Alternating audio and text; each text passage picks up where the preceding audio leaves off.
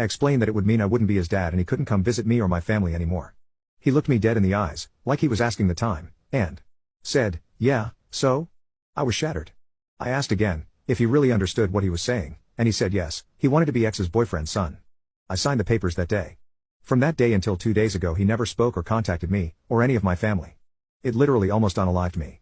I started to drink, and stayed drunk for weeks.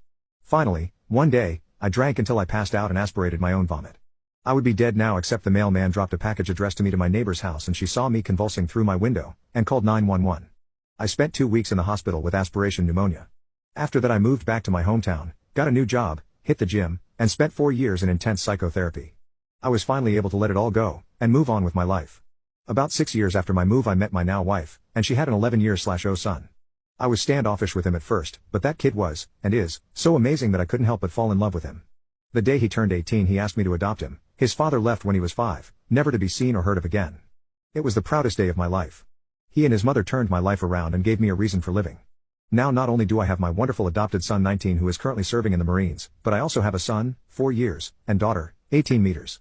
My career has also taken off, and I'm doing very well for myself and my family. I am a comeback story.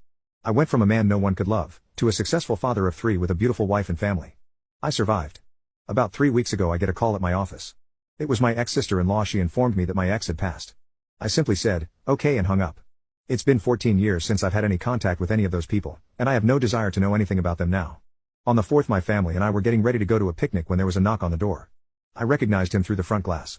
It was my first biological offspring. I opened the door and he said, "Hello Dad, I'm," his name, "I'm your son." Without an ounce of hesitation I said, "No you're not."